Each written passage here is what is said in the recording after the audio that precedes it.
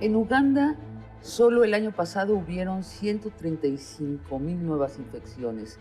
En Kenia, cerca de 300,000. El HIV es la más grande causa de muerte en África. Usted, Papa Francisco, se encontró con niños seropositivos en Uganda y los abrazó. Sabemos que el uso del preservativo, del condón, es clave para parar la epidemia, pero la Iglesia Católica lo ha prohibido hasta ahora. Papa Francisco, ¿no sería el momento de permitirlo? Respuesta del Papa Francisco. La pregunta me parece demasiado pequeña. La moral de la Iglesia se encuentra, pienso, en este punto frente a una perplejidad. O el quinto o el sexto mandamiento, la vida o que la relación sexual esté abierta a la vida. Y esta pregunta me hace pensar en la que le hicieron a Jesús una vez. Dime, maestro, ¿es lícito curar el sábado? Y Jesús respondió, es obligatorio curar. Pero si esa es la respuesta, la pregunta es ¿qué curar? La malnutrición, el trabajo esclavo, la explotación, la falta de agua potable. Esos son los problemas a resolver. No si se puede usar esa tirita o no para esa herida. No hablemos del condón. El gran problema es la injusticia social, la injusticia del medio ambiente. A mí no me gusta bajar a preguntas, a reflexiones tan casuísticas como el condón, cuando la gente muere por falta de agua, de pan, de hábitat, o cuando se sigue fabricando armas y traficando con ellas, porque las guerras son el motivo de mortalidad más grande. Yo diría que lo mejor es no pensar si es lícito o no curar el sábado. Yo diría a la humanidad, hacer justicia es nuestra misión. Así, con un alrevesado juego de palabras hermosas y fuertes, el Papa Francisco viene resolviendo las perplejidades morales de la Iglesia y siempre decidiéndose por seguir prohibiendo lo que estaba ya prohibido y por no liberar lo que quiere ser liberado. Bienvenidos. Esta noche hablamos del Papa Francisco y los sofismas.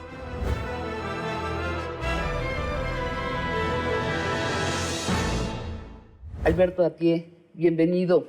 Muchas gracias, Sabina. Tú fuiste sacerdote, Así ya es. no lo eres. ¿Qué te parece este discurso del Papa Francisco sobre el uso del condón en África, donde hay una verdadera epidemia de SIDA? Pues que me parece, por un lado, todo este proceso enorme de expectativas de tal vez millones de personas pensando que venía un nuevo Papa con un nuevo discurso y una nueva propuesta. Sí, eso es lo que nos dijeron. Así es. Entonces, encontramos, sí, un nuevo Papa, jesuita, latinoamericano, que no proviene de la estructura burocrática o europea de la Iglesia. Eso es una novedad. Su discurso, en algunas cosas, es verdaderamente innovador. ¿Cómo en cuáles? Pues como empezó diciendo tantas cosas, tú recordarás en su vuelo cuando habló de que él no tenía nada en contra de los homosexuales. De eso hablaremos después, porque yo diría que las perplejidades mayores que nos dejó Morales, que le dejó el mundo a la Iglesia Católica en el siglo XX, fueron el SIDA, los homosexuales, el lugar de las mujeres en la religión y la pederastía. Y vamos a hablar de cada una de ellas. ¿Te parece si pasamos precisamente al siguiente tema, que sería los gays, los homosexuales? Vamos a ver lo que dijo el Papa Francisco sobre los gays. Una persona è gay e cerca il Signore e a buona volontà, ma chi sono io per giudicare? Si una persona es gay y se acerca a Dios con buena voluntad, ¿quién soy yo para juzgarla?, dijo el pontífice en una franca conferencia de prensa en la que respondió todo tipo de preguntas. Io ancora... El Papa fue aún más lejos, diciendo que los sacerdotes homosexuales deberían ser perdonados y sus pecados deben ser olvidados. Y en una declaración sin precedentes remarcó que una cosa son los pecados y otra diferente son los delitos, como el abuso sexual de menores. Bueno, dice los delitos de los homosexuales, que supongo que se refiere a ser homosexual. Efectivamente. O sea, Francisco dijo lo de siempre de la Iglesia, el respeto a la persona, sea quien sea, piense como piense, etc. Pero en el momento en que va a llevar a cabo un acto específico, como en el caso de los homosexuales, relaciones homosexuales con una pareja del mismo sexo, en ese momento, como lo hemos visto, queda inmediatamente condenado el acto y por lo mismo el concepto de homosexualidad queda en una vaguedad y en una eteridad que no tiene sentido. Sí, lo que dice la homosexualidad es un delito. Incluso sorprende la palabra. Ya sabemos que considera que es un pecado, pero además es un delito. ¿Bajo qué código es un delito la homosexualidad? Sí, bajo el código canónico. Es decir, okay. Efectivamente, para la Iglesia, en términos canónicos, doctrinales, solo la relación heterosexual dentro del matrimonio exclusivamente es una relación legítima. Toda otra relación... Matrimonio hombre-mujer. Matrimonio heterosexual, hombre-mujer, efectivamente. Sí. Toda otra relación sexual fuera del matrimonio, sea con heterosexuales, entre hombres y mujeres, con hombres o entre mujeres, no solamente es un acto fuera de la moralidad, sino que es un delito en el sentido de que es castigado. Es castigado. El criterio es toda relación sexual que no lleve a la procreación. Bueno, podría no llevar a la procreación en la relación heterosexual, pero tiene que ser dentro del matrimonio cristiano. Pero si usas un preservativo... No, si usas un preservativo, tampoco. Es decir, si tú impides tienes sexualidad, pero no cierras, como él dice, cierras a la procreación de más vida, estás en un delito, sí, según la Iglesia Católica. Digamos, la relación sexual en la Iglesia Católica tiene dos dimensiones fundamentales. Una que es la procreativa y la otra que es la unitiva. Ajá. Hasta hace muy poco reconoció la dimensión unitiva. Era casi solamente la procreativa y fuera de eso no había ningún valor en la sexualidad humana, ¿no? Ajá, ajá. Hace poco empezó a despertarse con Pablo VI y con Juan Pablo II la dimensión unitiva de la sexualidad, pero aún así solo entre personas de distinto sexo, ¿Qué hombre y tanta mujer. homosexualidad hay en la Iglesia Católica? Muchísima. Un mundo de hombres que viven entre hombres. Muchísima homosexualidad. Hay muchos que tienen sus parejas y tienen cargos importantes. ¿Y lo saben los otros y sacerdotes? lo saben sus superiores. ¿Y se condona? El único punto que tú no puedes traspasar es el que esto se haga público, a la que se sepa. Como pasó con el sacerdote polaco, que un día antes del sínodo dijo: yo soy homosexual, tengo mi pareja, trabajo aquí en la Secretaría de Estado y estoy feliz y quisiera que se tocara el tema abiertamente. Error. Lo sacaron del sacerdocio, pero además lo excomulgaron, ¿cierto? No lo excomulgaron, lo corrieron de su trabajo, ajá, lo suspendieron del ministerio y obviamente lo sacaron de Roma. Vamos a otra de las perplejidades morales de la Iglesia Católica, las mujeres. Vamos a ver lo que dijo recientemente el Papa Francisco sobre el lugar de las mujeres. Ustedes son mujeres de iglesia. ¿De iglesia? ¿Del iglesia? No, no es el iglesia, es la iglesia. La iglesia femenina. Es como María. Ese es el lugar de ustedes. Hacer iglesia. Conformar iglesia. Estar junto a Jesús. Dar ternura. Acompañar. Dejar crecer. Explícame por qué me siento muy irritada por ese discurso. porque tú sabes lo que es ser mujer más allá de una función y sobre todo más allá de una función sometida. Claro, de ser un acompañante, una colateral del varón.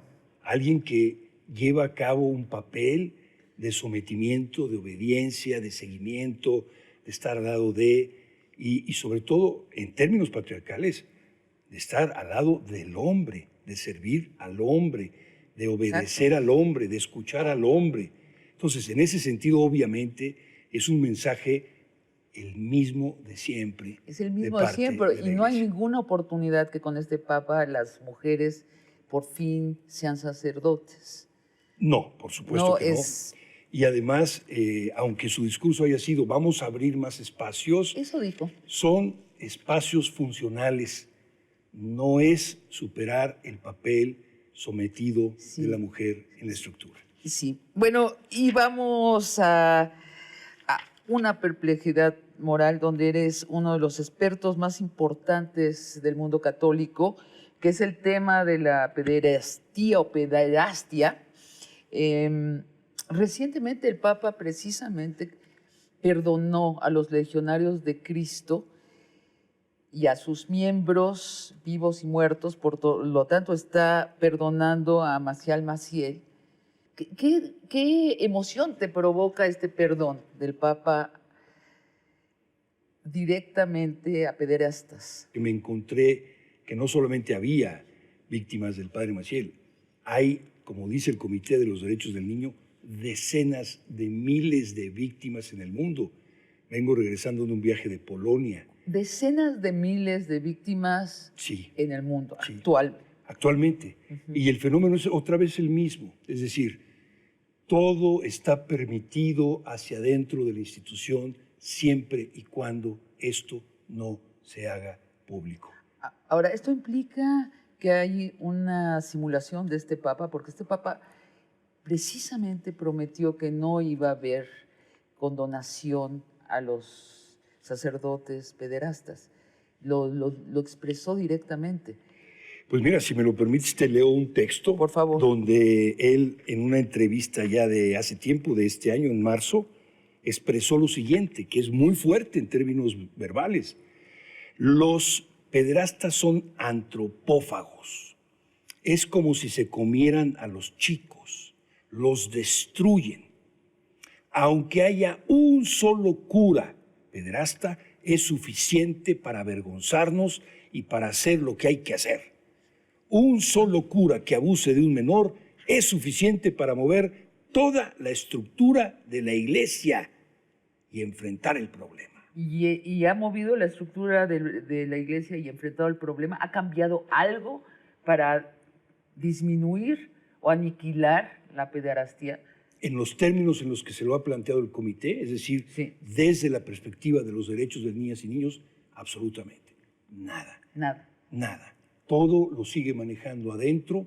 Él ha tomado iniciativas propias, es verdad, pero todo en la línea simplemente de dar expresiones públicas de que está tratando de hacer algo.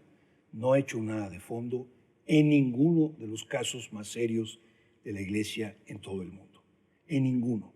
Entonces, en ese sentido, permanece otra vez el mismo doble discurso.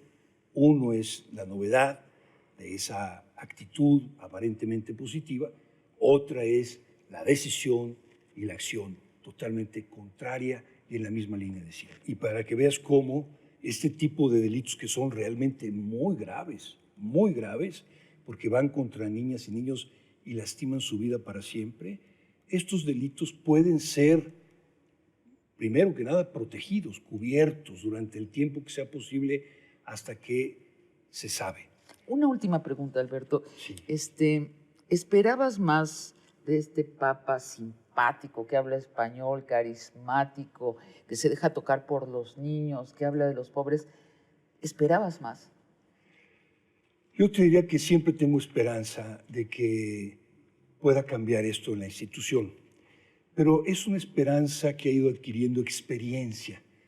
Y es como definían muchas veces a los optimistas, ¿no? Los optimistas son expertos y por eso se vuelven pesimistas. O sea, Pues ¿no? te agradezco mucho esta charla. En febrero llega el Papa. Es interesante saber quién es el Papa Francisco. Muchas gracias. Buenas noches. Gracias a ti, felicidades por tu programa. Gracias.